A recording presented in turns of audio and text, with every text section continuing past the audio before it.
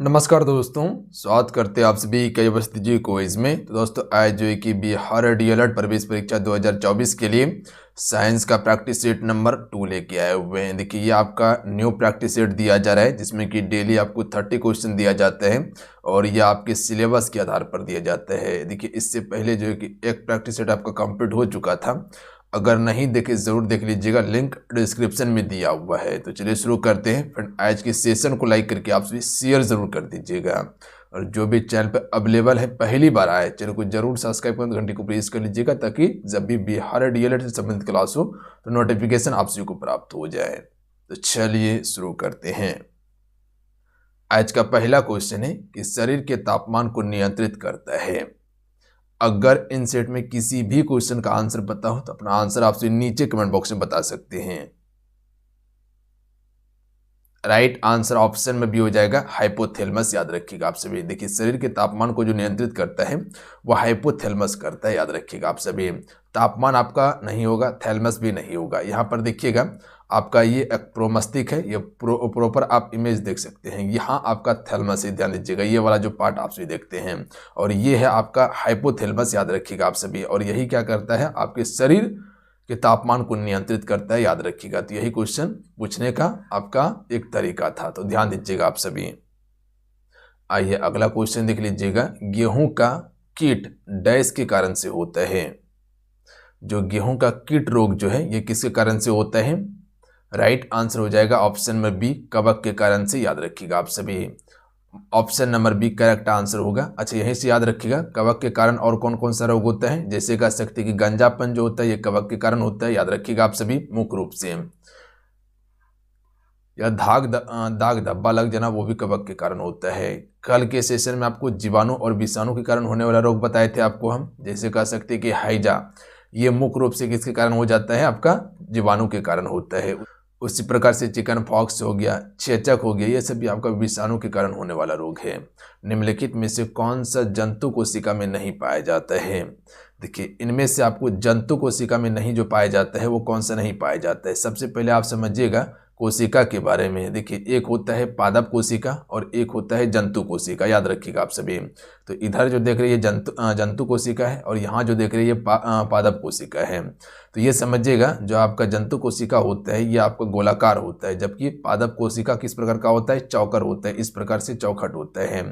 देखिए जंतु कोशिका में सिलिया और फ्लैजेला पाया जाता है। याद रखिएगा आप सभी। क्या पाया जाता है? सिलिया और फ्लैजेला पाया जाता है। और इसके अलावा इसमें तारक काय पाया जाता है। याद रखिएगा आप सभी। और जो आपका पादप कोशिका होता है इसमें आपका कोशिका भित्ति होता है, प्लस में लवक होता है। याद रखिएगा आप सभी। तो ये आपका लवक इसमें पाया जाता है। बाकी बात देखिए केंद्रक दोनों में रहता है, कोशिका झिल्ली दोनों में रहता है, माइटोकॉन्ड्रिया दोनों में रहता है, राइबोसोम दोनों में रहता है, गोल्जी बॉडी दोनों में रहता है और राजधानी दोनों में रहता है। तो नहीं कौन कौन सा है? तो कोशिका भित्ति और लवक, ये आपका जंतु कोशिका में नहीं है। अब आइए समझिएगा क्वेश्चन क्या कहना चाह रहा था, अभी तुरंत बना लीजिएगा कि निम्नलिखित में से कौन सा जंतु कोशिका में नहीं पाया जाता है। तो याद रखिएगा लवक जो है ये जंतु कोशिका में नहीं, ये पादप कोशिका में पाया जाता है। ध्यान दीजिएगा आप सभी। कौन कौन सा बताएं आपको पादप कोशिका में जो लवक पाए जाते हैं? तो लवक 3 प्रकार का है। एक अवर्णिक लवक है जिसे हम ल्यूकोप्लास्ट कहते हैं, एक वर्णिक लवक है जिसे क्रोमोप्लास्ट कहा जाता है, और एक आपका हरित लवक है जिसे क्लोरोप्लास्ट कहा जाता है। याद रखिएगा आप सभी। देखिए क्लोरोप्लास्ट जो आप सभी देख रहे हैं इसी के तहत जो है कि प्रकाश संश्लेषण के द्वारा पौधे क्या करता है, अपना भोजन तैयार करता है। और बाकी बात अवर्णिक लवक की बात किया जाए तो वह आपका रंगहीन लवक होता है, यानी कि उसमें रंग नहीं होता है, जो कि पौधे की जड़ में पाया जाता है। और बाकी बात वर्णिक लवक की बात किया जाए जिसे हम सिर्फ क्रोमोप्लास्ट कहते हैं, इससे क्या होता है जैसे कि फल का रंग जो आप सभी देखते हैं इसी के कारण आपको देखने के लिए मिलता है। तो हमें उम्मीद है कि आप ये वाला पॉइंट को समझ लिए होंगे, क्योंकि यहाँ से क्वेश्चन बनने का प्रबल संभावना रहेगा। डायरेक्ट यहाँ से क्वेश्चन बनेगा कि निम्न में से कौन सा जो है कि पादप कोशिका या जंतु कोशिका का भाग नहीं है। तो अगर ये 2 से 3 पॉइंट रहेगा याद तो आराम से बना लीजिएगा प्रश्न को, 1 नंबर आराम से मिल जाएगा। अगला है आकाश का नीला रंग किसका परिणाम हैं। देखिए फ्रेंड, जितने भी आपसे मेरे साथ में जुड़े हुए हैं, आपसे सेशन को जरूर लाइक करते चलिएगा। आपका एक लाइक मोटिवेट कराता है। देखिए पीडीएफ हम आपको टेलीग्राम पे दे देते हैं, तो जाके डाउनलोड करके आपसे रिवाइज जरूर कीजिएगा। देखिए जितने भी क्लासेस होता है सारा पीडीएफ हम टेलीग्राम पे अवेलेबल करवा देंगे। इसके अलावा जो भी स्टडी मटेरियल है वो स्टडी मटेरियल भी हम आपको टेलीग्राम पे दे रहे हैं, तो आपसे जाके वहाँ से सारा चीज़ कलेक्ट कर सकते हैं। देखिए टेलीग्राम का नाम युवा शक्ति बिहार है, तो फटाक से सर्च करके ज्वाइन कर लीजिएगा।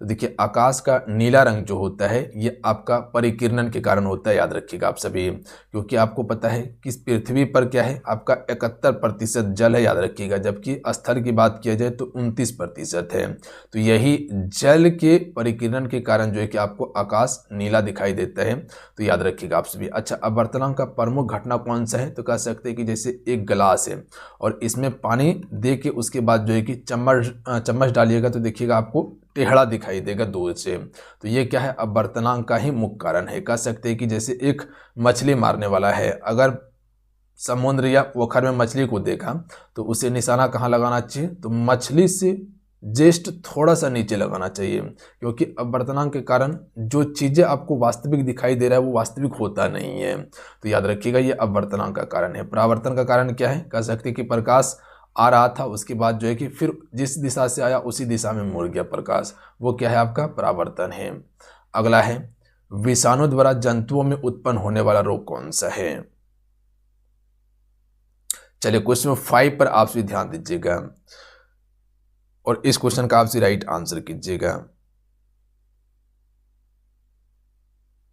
मुख तथा खुर रोग, ये जो होता है आपका विषाणु के कारण होने वाला मुख्य रूप से रोग है, मुख और खुर रोग। अगला है निम्नलिखित में से कौन सा एक धात्विक खनिज है। देखिए आप सभी को जितने अभी प्रश्न बता रहे हैं ये सारे अति महत्वपूर्ण प्रश्न एक्सपेक्टेड है और हर प्रश्न को आप याद जरूर कीजिएगा, प्लस में जो एक्स्ट्रा चीज़ें हम बताएंगे उसे कॉपी में नोट डाउन करते चलिएगा। अगर आप सभी सीरियस स्टूडेंट हैं तो इतना काम पर डे ज़रूर कर लिया कीजिए। और देखिए मेरा कोशिश रहता है कि आपको बेहतर कंटेंट दिया जाए, वही दिया जाए जो एग्ज़ाम की दृष्टि से इम्पोर्टेंट हो और एग्ज़ाम में पूछा जाता हो, तो ये मेरा एक बिल्कुल कोशिश रहता है। चलिए इस क्वेश्चन का राइट आंसर कीजिएगा आप सभी। तो निम्नलिखित में से कौन सा एक धात्विक खनिज है, तो बॉक्साइट जो है ये आपका धात्विक खनिज है, जबकि ये आपका सेड स्टोन, माइका और पोटास ये सभी आपका धात्विक खनिज नहीं है, याद रखिएगा आप सभी। बॉक्साइट एल्युमिनियम का एस्क है, तो याद रखिएगा आप सभी। अच्छा, धात्विक का अर्थ क्या होता है, उसमें तन्यता हो, प्लस में कह सकते हैं कि विद्युत चालकता हो, उसमें ये सभी गुण होना चाहिए धातु के लिए। दाब की एसआई इकाई होती है। चलिए क्वेश्चन 7 पर ध्यान दीजिएगा, आंसर कीजिएगा आप सभी। दाब की इकाई क्या है, राइट आंसर ऑप्शन में सी हो जाएगा पास्कल, याद रखिएगा। तो दाब का एसआई मात्रक क्या होता है, पास्कल होता है। अब आइए कुछ आपसे मूल मात्रक को समझ लीजिए। देखिए मूल मात्रक की बात किया जाए तो कुल 7 मूल मात्रक होता है, याद रखिएगा आप सभी। कितना, 7। जैसे कह सकते हैं भौतिक राशि और एसआई मात्रक। लंबाई का क्या होता है, मीटर होता है। द्रव्यमान का क्या होता है, किलोग्राम होता है। समय का क्या होता है, सेकेंड होता है। विद्युत धारा का क्या होता है, एम्पियर होता है। ताप का केल्विन होता है। ज्योति तीव्रता का कैंडला होता है। पदार्थ की मात्रा का मोल होता है। तो इसको आप याद जरूर कर लीजिएगा, यहाँ से एक प्रश्न बनता है, ध्यान दीजिएगा आप सभी। तो 1 नंबर बिल्कुल आराम से मिल जाएगा अगर इसको याद कर लेते हैं आप सभी। तो लंबाई का मीटर, द्रव्यमान का किलोग्राम, समय का क्या हो जाएगा सेकेंड, विद्युत धारा का एम्पियर, ताप का क्या हो जाएगा केल्विन और ज्योति तीव्रता का कैंडला, पदार्थ की मात्रा का मोल हो जाता है। तो क्लियर है यहाँ तक। आइए अगला प्रश्न देख लीजिएगा। ये आपका 7 मूल मात्रक था, इसके अलावा जितने भी मात्रक होगा वो सारा व्युत्पन्न मात्रक होगा, याद रखिएगा आप सभी। अगला है निम्नलिखित में से किस स्रोत से मस्तिष्क को ऊर्जा प्राप्त होती है। राइट आंसर हो जाएगा ग्लूकोज, याद रखिएगा। देखिए ग्लूकोज जो होता है ये तुरंत ऊर्जा आपको प्रदान करता है, याद रखिएगा। जैसे कह सकते हैं कि अगर कोई धावक है, तुरंत अगर ऊर्जा चाहिए तो उसको ग्लूकोज ही दिया जाता है। तो option number A correct answer हो जाएगा। अगला क्वेश्चन देख लीजिएगा कि मानव शरीर की सबसे छोटी हड्डी कौन सी है। देखिए मानव शरीर की एक बड़ी हड्डी होता है और एक होता है छोटी हड्डी। तो देखिए छोटी हड्डी जो होता है उसे हम सभी कान की हड्डी के नाम से जानते हैं, जिसे इंग्लिश में स्टेपिस कहा जाता है, याद रखिएगा आप सभी। कान की हड्डी इसका बिल्कुल करेक्ट आंसर होगा, ऑप्शन नंबर सी, याद रखिएगा स्टेपिज। जांघ की हड्डी सबसे लंबी हड्डी होता है, जिसे इंग्लिश में क्या कहते हैं, फीमर के नाम से जानते हैं। अगला क्वेश्चन है मानव शरीर की सबसे लंबी हड्डी कौन सी है। देखिए ये दोनों क्वेश्चन पेपर में पूछा जा चुका है, तो इसीलिए इंपॉर्टेंट होता है। और जो भी PYQ क्वेश्चन है आपका, इसको आप देख जरूर लिया कीजिए, क्योंकि यहाँ से हूबहू प्रश्न रिपीट हो जाता है, जो कि हम चैनल पे सारा करवा दिए हैं अभी तक में, तो जाके जरूर देखिएगा उसको आप सभी। और इसके अलावा अलंकार का भी क्लासेस आपको दिए थे, प्लस में आपको कह सकते हैं कि संविधान यानी कि पॉलिटी का लगभग 100 क्वेश्चन का एक मैराथन सेशन भी आपको अवेलेबल करवाए हैं। अगर नहीं देखे तो जाके देख लीजिएगा। मानव शरीर की सबसे लंबी हड्डी फीमर बिल्कुल करेक्ट आंसर हो जाएगा, याद रखिएगा आप सभी। देखिए टिबिया नामक रोग जो होता है वो कहाँ होता है, टेंग में यानी कि पैर में होता है। अगला है मानव आंख में किसी वस्तु का प्रतिबिंब कहाँ पर बनता है। इसको आप बिल्कुल रट ही जाइएगा, याद रखिएगा आप सभी। इसको VVI करके रखिएगा आप सभी, इसको स्टार मार दीजिएगा। मानव आंख में किसी भी वस्तु का प्रतिबिंब कहाँ बनता है, तो ये रेटिना पर बनता है।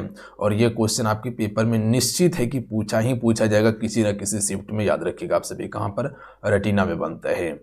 अगला क्वेश्चन देख लीजिएगा। क्वेश्चन है कि निम्नलिखित में से कौन कोशिका सिद्धांत के बारे में सही नहीं है।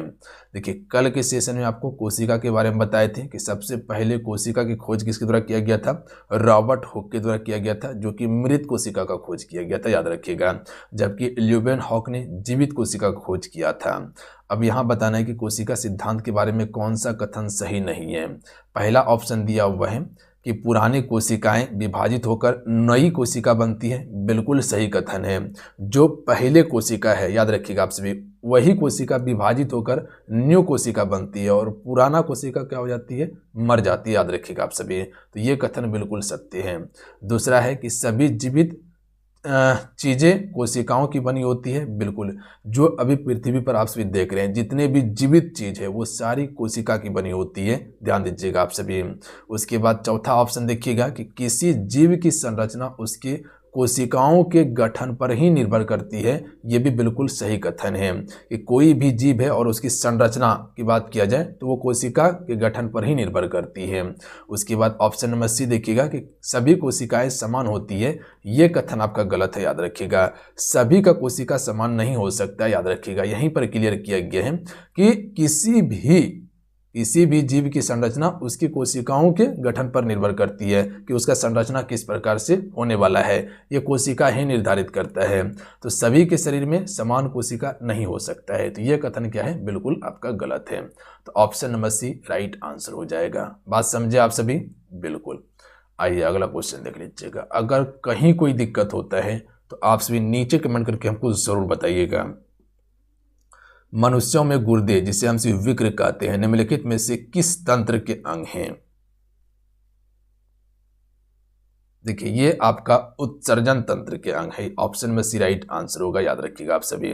अच्छा, मुख्य रूप से विक्र का काम क्या होता है, तो याद रखिएगा कोई भी चीज है शुद्धिकरण करने का काम सबसे पहले किसका होता है, विक्र का ही होता है, यानी कि गुर्दे का होता है, जिसे हम किडनी के नाम से जानते हैं, याद रखिएगा। अगला क्वेश्चन देख लीजिएगा। रक्त का उत्सर्जन कर सकते हैं करता है आपका, रक्त में निम्न में से किसकी अधिकता से ब्लू बेबी सिंड्रोम रोग होता है। जैसे कह सकते हैं अल्कोहल का सेवन किए हैं, ठीक है, तो वो छानने का काम सबसे पहले किसका होता है, किडनी का होता है, याद रखिएगा। ब्लू बेबी सिंड्रोम रोग होता है, ये नाइट्रेट के कारण होता है, इसे हम 4D सिंड्रोम के नाम से भी जानते हैं। तो option number D right answer हो जाएगा। पारा की कमी से कौन सा रोग हो जाता है, मिनी माता रोग होता है। अगला है कैसे रोगियों में चिकनी अंतःप्रद्रव्य जालिका कई दवाओं से डैश को विषाक्त करने में महत्वपूर्ण भूमिका निभाता है। देखिए कल के सेशन में आपको अंतःप्रद्रव्य जालिका के बारे में बताए थे, एंडोप्लाज्मिक रेटिकुलम के बारे में, कि ये दो प्रकार का होता है, एक आपका चिकनी होता है और एक आपका खुरदरी होता है। जो खुरदरी होता है उस पर राइबोसोम मौजूद होता है, ध्यान दीजिएगा आप सभी।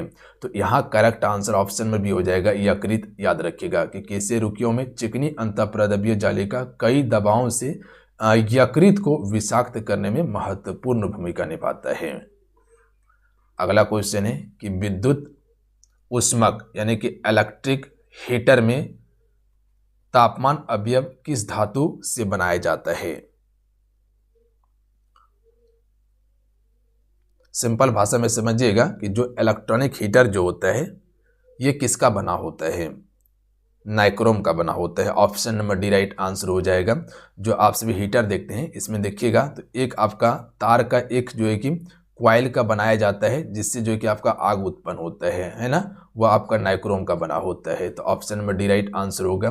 देखिए विद्युत का सबसे अच्छा चालक क्या माना जाता है? वो चांदी को माना जाता है। तो चांदी बिल्कुल करेक्ट आंसर होगा।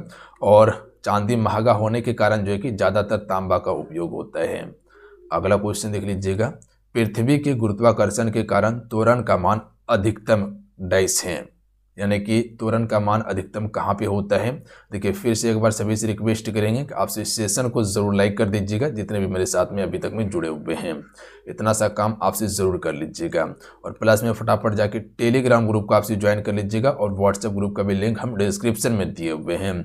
स्टडी मटेरियल आपको हम पर डे प्रोवाइड कर रहे हैं, कहाँ पे? टेलीग्राम पे, जो कि बिल्कुल फ्री ऑफ कॉस्ट है और बेहतरीन चीज़ें आपको हम दे रहे हैं। कम से कम जितना आपको प्रोवाइड कर रहे हैं उसको आप पढ़ते चलिएगा साथ में, और प्लस में प्रॉपर एक नोट बनाते चलिएगा आप सभी।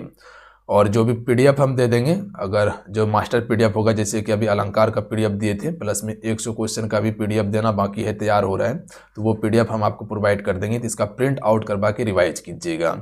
उसके अलावा जो है कि साइंस का भी लमसम जो है कि हम आपको 500 क्वेश्चन का पीडीएफ प्रोवाइड कर देंगे, तो उसको प्रिंट आउट करके रिवाइज जरूर कीजिएगा। तीनों सब्जेक्ट, यानी कि बायोलॉजी हो गया, उसके बाद फिजिक्स हो गया और केमिस्ट्री हो गया, याद रखिएगा आप सभी। तो तीनों मिला के लगभग 500 क्वेश्चन का एक पीडीएफ प्रोवाइड करेंगे, तो इसको प्रिंट करवा लीजिएगा, उसके बाद पढ़िएगा आप सभी, इसको काफ़ी बेनिफिट करेगा। पृथ्वी के गुरुत्वाकर्षण के कारण त्वरण का मान अधिकतम जो होता है यह आपका ध्रुव पर होता है। तो ऑप्शन में ए राइट आंसर होगा। देखिए ध्रुव क्या होता है? तो ये आप पूरा पृथ्वी का ग्लोब देख रहे हैं। ये आपका देखिए उत्तरी ध्रुव है, ये आपका दक्षिणी ध्रुव है, ये आपका प्रॉपर 90 डिग्री होता है, ये भी आपका 90 डिग्री होता है। और ये जो आपसे देख रहे हैं ये क्या है? आपका विषुवत रेखा या भूमध्य रेखा या 0 डिग्री अक्षांश रेखा के नाम से जानते हैं। और इसे हम सभी किस नाम से जानते हैं? देशांतर रेखा कहते हैं, या 0 डिग्री हम सभी कह सकते हैं कि देशांतर भी कहा जाता है। इसे याद रखिएगा आप सभी, ग्रीनविच के नाम से भी जाना जाता है। तो ध्रुव पर जो है कि आपका गुरुत्वीय त्वरण का मान क्या होता है? अधिकतम होता है। मानव शरीर में रुधिर का पीएच मान कितना होता है, यानी कि रक्त का पीएच मान कितना होता है? 7.4 होता है। ये क्वेश्चन ऑलरेडी पूछा गया है, तो डी करेक्ट आंसर होगा। अब आइए कुछ पीएच मान आपको बताते हैं। देखिए सबसे पहले ये समझिए, जो पीएच स्केल होता है वो आपका 0 से लेके 14 तक होता है, याद रखिएगा आप सभी, 0 से लेके 14 तक होता है। अगर 7 की बात किया जाए तो अगर यहाँ पर कोई भी चीज़ का मान आता है तो ये आपका उदासीन होता है। इससे अगर कम रहे, 7 से कम रहे, यानी कि 0 से लेके अगर 7 के बीच में रहे, ठीक है, इससे 7 से कम ही, तो वो आपका अम्लीय होगा। 7 से अधिक रहे तो वो क्षारीय होगा। अब यहाँ समझिएगा आप सभी, शुद्ध जल का पीएच मान कितना होता है? 7 होता है, यानी कि ये उदासीन है। सिरका का पीएच मान कितना होता है? तो 2.4 से लेके 3.4 तक होता है सिरका का पीएच मान। अगर शराब की पीएच मान की बात किया जाए तो 2.8 से लेके 3.8 तक होता है। दूध का पीएच मान कितना होता है? 6.4 से लेके 6.6 होता है। समुद्र जल का पीएच मान कितना होता है? 8.4 से लेके 8.4 ही होता है, याद रखिएगा। लार का पीएच मान, ये इंपॉर्टेंट है फिर आपके लिए, 6.5 से लेके 7.5 के बीच में होता है, याद रखिएगा, यानी कि अम्लीय और क्षारीय के बीच में है ये। मानव मूत्र का पीएच मान कितना होता है? 5.5 से लेके 7.5 होता है। रक्त का 7.4, नींबू रस का रखिएगा पीएच मान 2.2 से लेके 2.4 के बीच में होता है, यानी कि नींबू का रस जो होता है वो अम्लीय होता है। याद रखिएगा आपसे इतना पीएच मान को, बस इतना काफ़ी है आपके लिए। सौर विकिरण डैश के द्वारा मापा जाता है। जो सौर विकिरण है ये किसके द्वारा मापा जाता है? पायरोनोमीटर के द्वारा, या इसे हमसे पायरोमीटर भी कहते हैं। तो ऑप्शन नंबर 1 करेक्ट आंसर हो जाएगा। बैरोमीटर से हमसे वायुमंडलीय दाब मापते हैं। सिस्मोग्राफ से भूकंप को मापते हैं। मनुष्य में कुल कितनी हड्डी होती हैं? जैसे कह सकते हैं कि लेक्टोमीटर का उपयोग किसके लिए किया जाता है? दूध की शुद्धता मापने के लिए हम सभी लेक्टोमीटर का प्रयोग करते हैं। राइट आंसर हो जाएगा 206, बिल्कुल करेक्ट आंसर होगा, याद रखिएगा। अगर नवजात शिशु में बात किया जाए तो 300 हड्डी होता है, ध्यान देंगे। वयस्क में कितना होता है 206। नाइक्रोम निम्नलिखित में से किसका मिश्रण है? राइट आंसर ऑप्शन में ये हो जाएगा, निकेल हो जाएगा, उसके बाद क्रोमियम हो जाएगा, मैग्नीज हो जाएगा और लोहा का हो जाएगा। तो नाइक्रोम जो है कि इसी का मिश्रण होता है। अगला क्वेश्चन है कि निम्नलिखित में से कौन क्लोरोजाइलिनॉल और टेर्पिनॉल का मिश्रण है? क्लोरोजाइनिलॉन और जो है कि टेर्पिनॉल का मिश्रण है।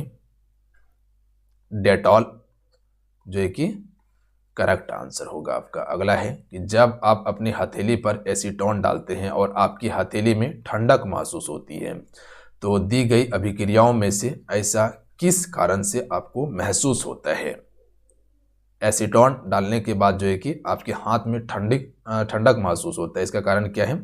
वाष्पीकरण। याद रखिएगा आप सभी, ऑप्शन में भी राइट आंसर होगा, वाष्पीकरण के कारण ही आपको ऐसा लगता है। अगला है रेडियो कार्बन काल निर्धारित का उपयोग निम्न में से किसकी आयु ज्ञात करने के लिए किया जाता है? देखिए ये क्वेश्चन काफ़ी ज़्यादा इंपॉर्टेंट है और कई बार रिपीट हो चुका है अभी तक में अलग अलग एग्जाम में। तो देखिए अगर रेडियो कार्बन की बात किया जाए तो इससे जो है कि हम सभी जीवाश्म की आयु ज्ञात करते हैं। तो ऑप्शन नंबर क्या हो जाएगा? सी करेक्ट आंसर होगा। अगला है कि डैश में मांसपेशियों के लयबद्ध संकुचन के परिणाम स्वरूप बच्चा पैदा होता है। इसे लयबद्ध कीजिएगा आप सभी कि डैश में मांसपेशियों के लयबद्ध संकुचन के परिणाम स्वरूप बच्चा पैदा होता है, तो ये गर्भाशय से होता है। अब यहाँ समझिएगा, एक बार समझाते हैं फिर से ध्यान दीजिएगा। क्या क्वेश्चन कहना चाह रहे हैं कि गर्भाशय में मांसपेशियों के लयबद्ध संकुचन के परिणाम स्वरूप ही बच्चा पैदा होता है, तो ऑप्शन में सी राइट आंसर होगा। अगला है रेडियो तरंगों का वेग होता है। तो देखिए रेडियो तरंगों का जो वेग होता है प्रकाश के वेग के समान ही होता है, यानी कि जिस प्रकार से प्रकाश का वेग है उसी प्रकार से जो है कि रेडियो तरंगों का वेग होता है, यानी कि जितना प्रकाश का है उतना ही रेडियो तरंग का वेग है। धातु का वह गुण कौन सा है जिसके कारण उसे तार के रूप में ढाला जा सकता है? तार के रूप में तो आपको क्या बताएं कि अगर धातु का मुख्य गुण क्या है? तन्यता उसमें होना चाहिए, याद रखिएगा आप सभी। तो ऑप्शन में सी ही करेक्ट आंसर हो जाएगा। जैसे कह सकते हैं कि एक सोना का आप छोटा सा दिखिएगा इतना बड़ा आप ढेकरी ले लीजिए, ठीक है, और इसके बाद इसको आप क्या कीजिए गरमा के जितना टान सकते हैं टनाएगा आपका। तो याद रखिएगा आप सभी, इसमें क्या है मुख्य रूप से तन्यता सबसे अधिक होता है। तो ऑप्शन नंबर क्या हो जाएगा? सी करेक्ट आंसर होगा। अगला क्वेश्चन है कि एक गिलास पानी पीने से कितने कैलोरी ऊर्जा प्राप्त होती है? तो देखिए यहाँ पर पानी की बात किया जाए तो इसमें कोई भी ऊर्जा आपको नहीं मिलता है। अगर वही पानी के साथ में ग्लूकोज मिला लेते तब फिर आपको ऊर्जा मिलता है, याद रखिएगा। तो वाइट पानी यानी कि सफ़ेद पानी पीने के बाद आपको कोई भी ऊर्जा नहीं मिलता है। तो ऑप्शन नंबर क्या हो जाएगा? एक करेक्ट आंसर होगा। अगला है एक जैव विधि जिसमें प्रासरब ध्वनि का प्रयोग किया जाता है वो कौन सा है? सोनोग्राफी बिल्कुल करेक्ट आंसर होगा, याद रखिएगा आप सभी। अगला प्रश्न देखिएगा कि शरीर की सर्वाधिक प्रबल अस्थि होती है। प्रबल अस्थि यानी मजबूत अस्थि हड्डी कौन सी है? जबड़े का, याद रखिएगा आप सभी। जो आप सिर्फ मुंह वाला देखते हैं यहाँ पर जो हड्डी है वो सबसे ज़्यादा मजबूत हड्डी होता है, याद रखिएगा आप सभी। तो चलिए आज के लिए इतना ही। आज के इस सेट में कुल 30 क्वेश्चन कंप्लीट करवाए हैं जो कि बिल्कुल सिलेक्टेड इंपॉर्टेंट प्रश्न था। और हम फिर से रिक्वेस्ट करेंगे आप सभी से कि जितने प्रश्न बताएं और जितना एक्सपेक्टेड चीज़ें बताए हैं, एक्स्ट्रा चीज़ें बताएं, उसे कॉपी में नोट डाउन करके रिवाइज ज़रूर कीजिएगा आप सभी। इतना काम ज़रूर कर लीजिएगा, काफ़ी रामबाण साबित होने वाला है आपके लिए। अगर आप एक न्यू स्टूडेंट हैं तो आपसे इस चैनल से जुड़ के तैयारी कर सकते हैं, कहीं कोई दिक्कत नहीं होगा। हर सब्जेक्ट का हम तैयारी करवा रहे हैं यहाँ पे, तो इसीलिए बेफिक्र होकर आपसे जुड़ जाइए चैनल से और तैयारी कीजिए आप सभी। पीडीएफ टेलीग्राम पे हम देते हैं, जाके फटाफट जाके डाउनलोड कर लीजिएगा। लिंक डिस्क्रिप्शन में पीडीएफ उसका टेलीग्राम का दिया हुआ है, प्लस में व्हाट्सएप ग्रुप का भी लिंक दे दिए हैं। अन्यथा युवा शक्ति बिहार सर्च करके ज्वाइन कर लीजिएगा आप सभी। और आज की सेट में कितने स्कोर किए हैं नीचे कमेंट करके अपना स्कोर भी बताइएगा। आज की सेट में कितना स्कोर हुआ है? अगर स्कोर कम भी हो रहा है तो टेंशन नहीं लेना है, तैयारी करने के बाद ही आपका स्कोर इम्प्रूव हो सकता है, याद रखिएगा। तो अगर समय के साथ में बेहतर तरीके से तैयारी कर लीजिएगा, अगर सिलेबस आपका चीज़ें कंप्लीट हो जाता है और एक्सपेक्टेड चीज़ें अगर कंप्लीट कर लेते हैं आप सभी, तो समझ लीजिए करीब करीब आप स्कोर करने के कगार पे रहिएगा और सरकारी कॉलेज आपको मिलने वाला है। तो मिलते हैं। जय हिंद, वंदे मातरम। ध्यान रखिएगा, पढ़ाई करते रहिएगा। जाते जाते फ्रेंड सेशन को लाइक कर दीजिएगा और जो भी एप्लीकेशन पे क्लासेस ज्वाइन करना चाहते हैं जाइए, आप सभी क्लासेस ज्वाइन करके थ्योरी क्लास कीजिए। वहाँ पर टू द इम्पॉर्टेंट चीज़ें दिया गया है, वही जो एग्ज़ाम की दृष्टि से इम्पॉर्टेंट है। तो कम से कम थ्योरी क्लास करके MCQ सेट लगा लीजिए, टेस्ट लगा लीजिए, ताकि चीज़ें आपका क्लियर हो जाए और आप बेहतर तरीके से पेपर में प्रदर्शन कर सकें। ज्वाइन कैसे करना है, एप्लीकेशन का लिंक डिस्क्रिप्शन में दिया हुआ है, प्लस में प्ले स्टोर से जाकर डाउनलोड करके उसके बाद ज्वाइन कर सकते हैं। जय हिंद, वंदे मातरम।